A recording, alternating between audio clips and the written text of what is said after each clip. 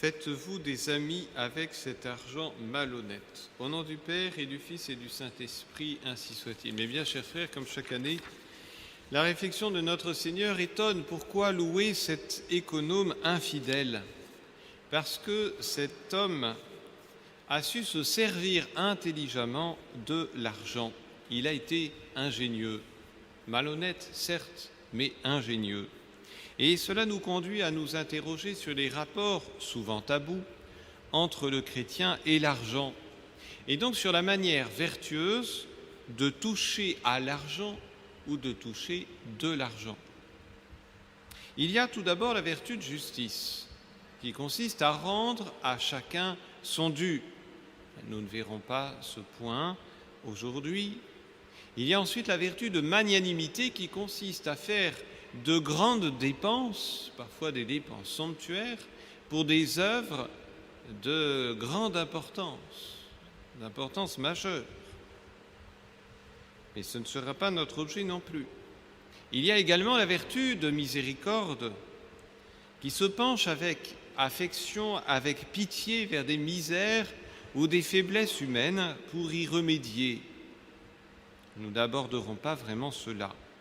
Nous voudrions voir ce matin cette vertu toute spéciale qui consiste à bien user des richesses matérielles, de l'argent en particulier, car nous le savons bien, nous pouvons mal en user, soit en le dépensant trop ou à mauvais escient, soit en ne le dépensant pas assez. Au contraire, on peut user intelligemment, avec sagesse, avec bonté, avec prudence, de l'argent pour le bien, le sien déjà. Charité bien ordonnée commence par soi-même, si l'on peut dire. Ensuite, celui de sa famille, celui de la société, celui de l'Église. L'argent peut être ainsi un moyen de bien. Cette vertu qui sait garder le juste milieu, qui sait bien utiliser l'argent, les richesses, elle porte un nom, la libéralité.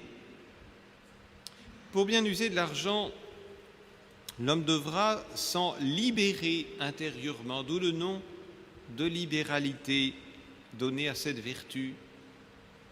Lorsque quelqu'un distribue ce qui lui appartient, note saint Thomas, il le libère d'une certaine manière de sa garde et de son domaine. Et il montre que son cœur, son âme est libre par rapport à ce bien. Vous voyez, un homme qui pratique cette vertu, on reconnaît un homme qui possède cette vertu, à ce qu'il est vraiment libre par rapport à l'argent. Il en est le maître. Être libre, ça veut dire qu'il en est le maître. Ça veut dire qu'il maîtrise les passions liées à l'argent. Alors, ces passions liées à l'argent, elles sont diverses. Il y a le désir opiniâtre de les conserver, la frénésie de les acquérir, la peur de manquer, la tristesse de devoir s'en occuper un minimum. Finalement, plusieurs passions vont avoir pour matière cet argent. Alors pour lutter contre ces passions, que chacun s'examine sur son penchant. Certains ont tendance à trop dépenser, alors il faudra se restreindre, d'autres thésaurisent à l'excès. Il s'agira donc tout simplement de donner ou de dépenser. Cette lutte contre les passions, elle est importante car elle permet un juste jugement. Vous voyez, celui qui a toujours peur de manquer pense qu'il est imprudent de donner, il n'ose pas donner, il a peur de donner, il a même peur de dépenser pour lui parfois, pour des choses qui sont nécessaires même, dans son vêtement, dans ses habits, dans ses déplacements, il a peur. Bon, alors son jugement est faussé. À l'inverse, celui qui est un panier percé, il a toujours une bonne raison de disperser son argent. Ça lui semble toujours bien d'acheter ceci, d'acheter cela. Et d'autres, ces richesses matérielles sont pour eux comme une sorte de garantie affective. Ça les rassure d'avoir tous ces biens, toutes ces affaires. Et c'est là qu'on mesure combien cette vertu de libéralité requiert de prudence. Elle requiert de modérer ses passions et donc de lutter contre en tirant à droite si on penche à gauche, à gauche si on tire à droite. Bon, mais aussi elle requiert de la prudence, et spécialement dans la dépense plutôt que dans la conservation des richesses. Il est plus difficile de savoir comment dépenser, que donner, combien donner, à qui donner, que de savoir garder tout simplement ses biens. Vous voyez ce père de famille qui hésite à donner à une œuvre en raison des charges de l'éducation de ses enfants. Vous voyez cette mère de famille qui hésite dans telle dépense pour ses enfants. Est-ce que je vais aller jusque-là pour eux? Oui, mais alors après on ne pourra plus faire ceci, on ne pourra plus faire cela. Bon. Et bien de même, la vertu de prudence conduira l'homme libéral à ne pas tout donner. Aristote a ce mot sage. L'homme libéral se soucie de ses propriétés grâce auxquelles il pourra aider les autres. Et oui, il ne s'agit pas de tout dépenser d'un coup, de telle sorte qu'on se retrouve soi-même à la rue sans rien, ou qu'on soit dans l'incapacité de donner à l'avenir. En somme, comme le disait un auteur, il faut être économe pour pouvoir être généreux. Cette vertu de libéralité, elle est classée par saint Thomas dans les vertus sociales, c'est-à-dire les vertus qui dépendent de la justice, les vertus qui concernent la société, non seulement les autres, mais la vie en société. Pourquoi cela? Eh bien parce que cette vertu possède une dimension sociale. Bien entendu, celui qui va donner à un pauvre rend un service à un membre de la société, c'est déjà cela. Mais au-delà, prenons un autre exemple, celui qui va donner pour l'éducation d'un enfant dont on a remarqué les qualités, investit pour l'avenir. On voit dans l'histoire des saints combien cette vertu a été importante, non pas tant chez eux que chez ceux qui leur ont permis d'acquérir une certaine éducation. Grâce à la libéralité de certains, Saint Jean Bosco et Saint Pie X ont pu suivre des études et puis ensuite avoir cette formation qui leur a donné de rayonner sur la société, dans l'Église. Vous voyez, quand des enfants pauvres ont pu suivre des études grâce à la générosité d'un parrain, d'un oncle, d'un prêtre, ce sont des saints ou de grands hommes qui ont pu éclore. Ainsi, pour un chrétien, l'argent n'est pas un mal, mais un bien dont il faut user avec sagesse et générosité. Les richesses, disait saint Basile, ont été données par Dieu à certains afin qu'ils gagnent les mérites d'une bonne dispensation, d'une bonne distribution. Vous voyez, ça a été donné par Dieu. Dieu le donne plus à certains pour que ceux-là pratiquent le bien. Dans le plan de Dieu, c'est ça, nous dit saint Basile. Alors vous me direz, je n'ai pas de bien, je n'ai pas d'argent. L'État qui est tout sauf libéral me prend tout mon bien et je ne peux plus aider. Alors rassurez-vous, car si la libéralité consiste avant tout à donner, elle consiste plus encore dans la disposition intérieure de donner. Déjà, Aristote l'avait vu. La libéralité ne consiste pas dans la multitude des biens que l'on donne, mais dans la disposition à donner. Un homme libéral, ce n'est pas tous les jours qu'on vous invite à Saint-Nicolas à être libéral. Un homme libéral, c'est un homme avant tout qui a cette disposition du cœur, cette disposition de l'âme à donner. Bon, ça peut être donner de son argent, ça peut être donner de sa personne, ça peut être donner de son temps, il y a plusieurs manières de donner. Et donc le libéral, il est large. On parle aussi de vertu de largesse. Et pourquoi? Parce que la charité dilate le cœur. Du fait que l'homme n'aime pas l'argent, dit saint Thomas, il s'ensuit qu'il l'utilise facilement à la fois pour lui-même, pour l'utilité du prochain et pour l'amour de Dieu. Vous voyez, le fait qu'il soit libéré, qu'il se soit libéré intérieurement de cet argent, des passions liées à l'argent, eh bien, fait qu'il l'utilise beaucoup plus librement, justement, beaucoup plus généreusement.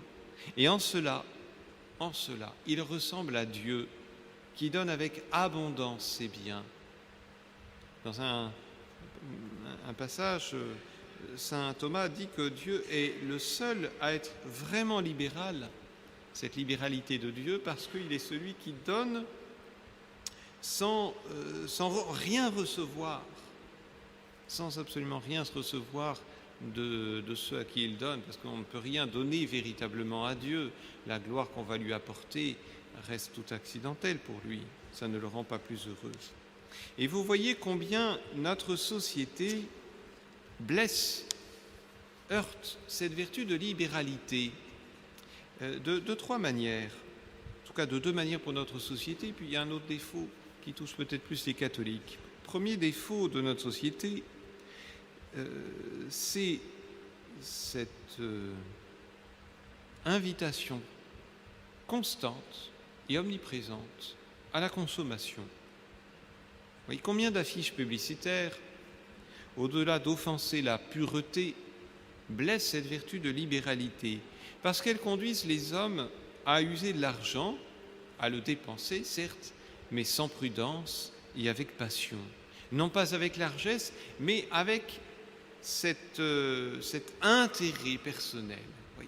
Dépenser pour satisfaire vos besoins inutiles. Voilà le message qu'il y a derrière toute cette publicité qui va vraiment à l'encontre de cette vertu de libéralité. D'un autre côté, c'est l'épargne excessive. On dit souvent que les Français épargnent exagérément. On sait que vers la fin du XVIIIe siècle, tout au long du XIXe et une bonne partie du XXe, nos compatriotes ont été excessivement économes au point d'être malthusiens et de ne pas donner la vie.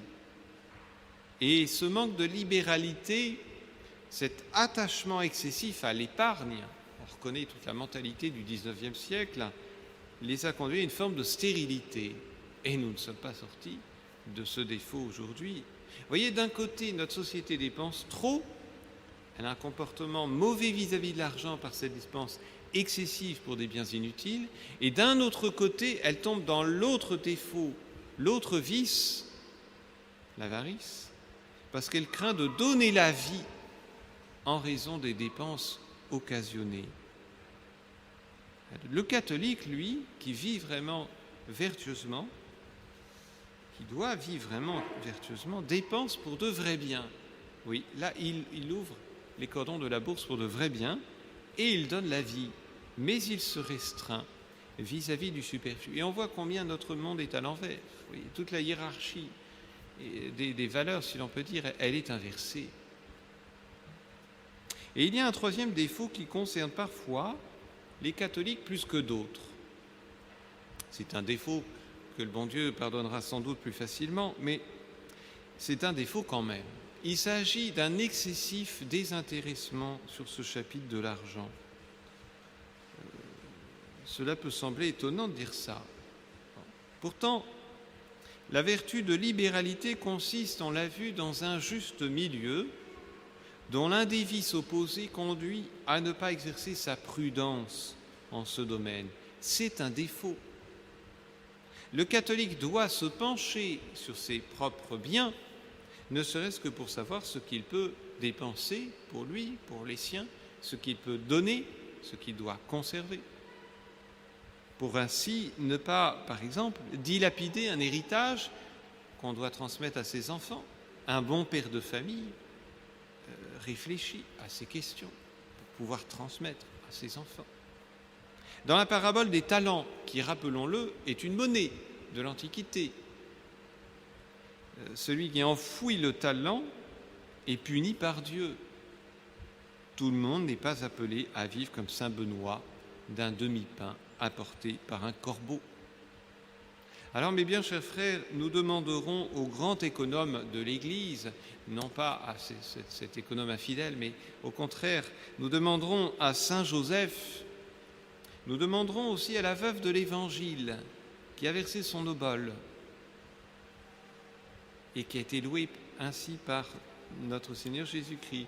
Nous demanderons à Saint Lazare, Sainte Marthe, Sainte Madeleine, qui avaient des biens importants, de nous apprendre cette vertu, ainsi soit. Au nom du Père et du Fils et du Saint-Esprit, ainsi soit.